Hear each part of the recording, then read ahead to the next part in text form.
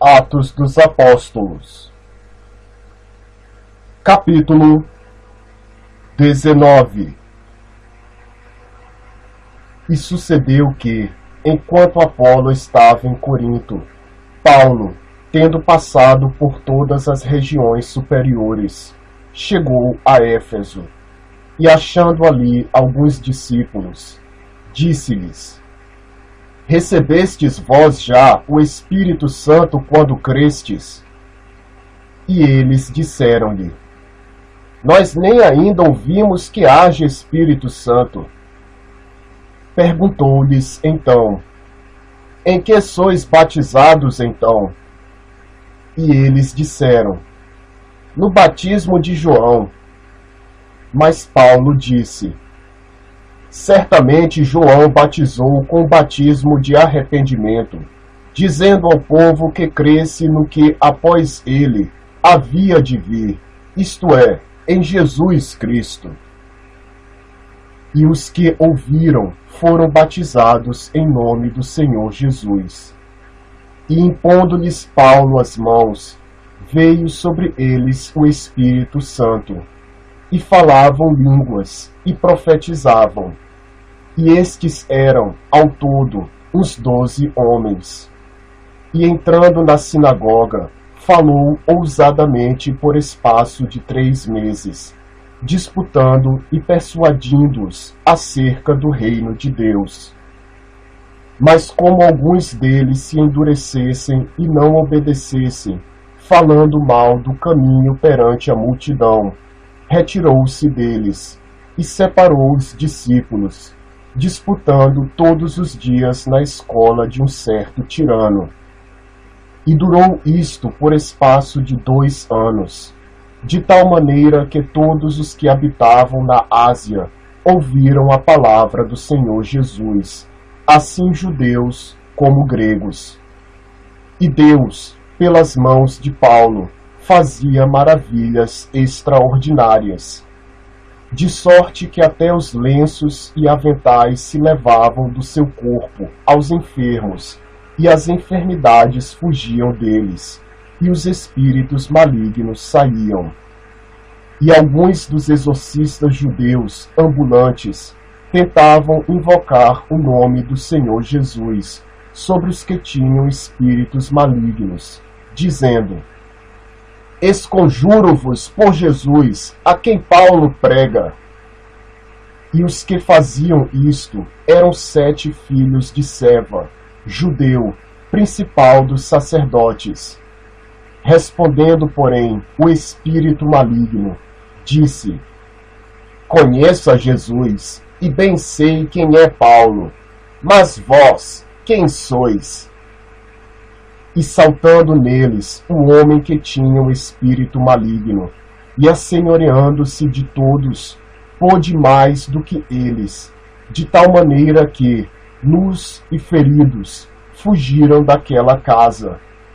E foi isto notório a todos os que habitavam em Éfeso, tanto judeus como gregos, e caiu temor sobre todos eles, e o nome do Senhor Jesus era engrandecido. E muitos dos que tinham crido vinham, confessando e publicando seus feitos. Também muitos dos que seguiam artes mágicas trouxeram seus livros e os queimaram na presença de todos.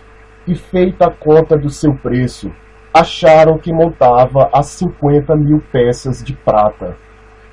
Assim a palavra do Senhor crescia poderosamente e prevalecia. E cumpridas estas coisas, Paulo propôs, em espírito, ir a Jerusalém, passando pela Macedônia e pela Acaia, dizendo: Depois que houver estado ali, importa-me ver também Roma. E enviando a Macedônia 2 daqueles que o serviam, Timóteo e Erasto, ficou ele por algum tempo na Ásia.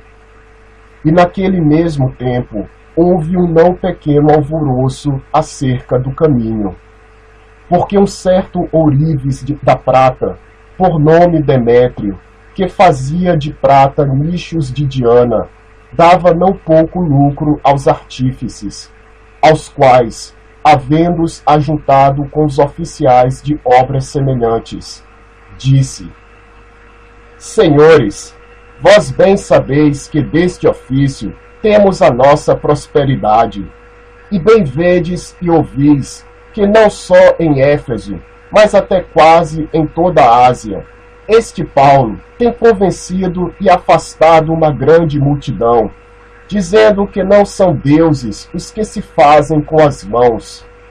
E não somente há o perigo de que a nossa profissão caia em descrédito, mas também de que o próprio templo da grande deusa Diana seja estimado em nada, vindo a ser destruída a majestade daquela que toda a Ásia e o mundo veneram. E ouvindo, encheram-se de ira, e clamaram, dizendo: Grande é a Diana dos Efésios!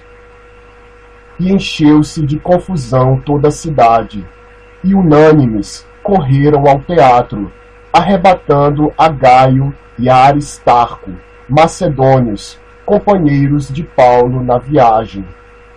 E querendo Paulo apresentar-se ao povo, não lhe o permitiram os discípulos.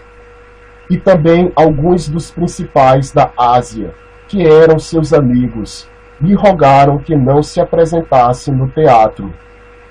Uns, pois, clamavam de uma maneira, outros de outra, porque o ajuntamento era confuso, e os mais deles não sabiam por que causa se tinham ajuntado. Então tiraram Alexandre dentre a multidão, impelindo os judeus para diante. E Alexandre, acenando com a mão, queria dar razão disto ao povo. Mas quando conheceram que era judeu, todos unanimemente levantaram a voz, clamando por espaço de quase 2 horas: Grande é a Diana dos Efésios! Então o escrivão da cidade, tendo apaziguado a multidão, disse: Homens efésios, qual é o homem que não sabe que a cidade dos Efésios é a guardadora do templo da grande deusa Diana e da imagem que desceu de Júpiter? Ora, não podendo isto ser contraditado, convém que vos aplaqueis e nada façais temerariamente, porque estes homens que aqui trouxestes nem são sacrílegos, nem blasfemam da vossa deusa. Mas se Demétrio e os artífices que estão com ele têm alguma coisa contra alguém, há audiências e há procônsules que se acusem uns aos outros. E se alguma outra coisa demandais, averiguar-se-á em legítima assembleia. Na verdade, até corremos perigo de que, por hoje, sejamos acusados de sedição, não havendo causa alguma com que possamos justificar este concurso. E tendo dito isto, despediu a assembleia.